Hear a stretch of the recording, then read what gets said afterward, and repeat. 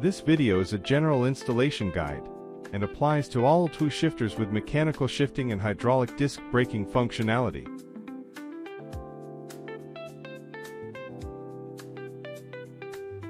Pressing the brake lever forcefully without the brake caliper installed may damage the hydraulic system.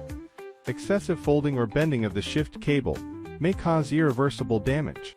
Avoid overbending the shift cable.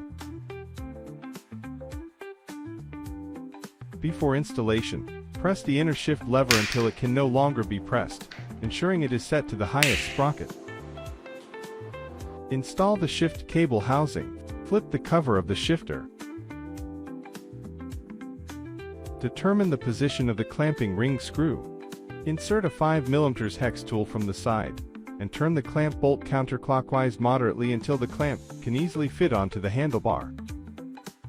Over-rotating the clamp bolt may cause the retaining block to fall off, leading to unnecessary additional steps.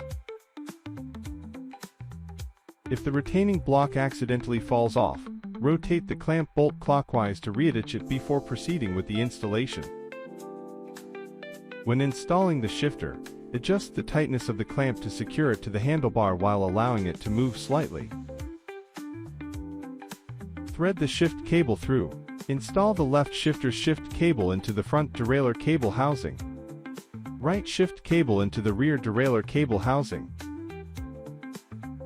Connect the shift cable housing to the end of the shifter. Depending on the exit port position on the handlebar, choose the appropriate cable housing guide.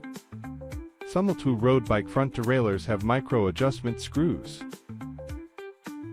If there is no adjustment screw, please install an inline barrel adjuster on the front derailleur's cable housing.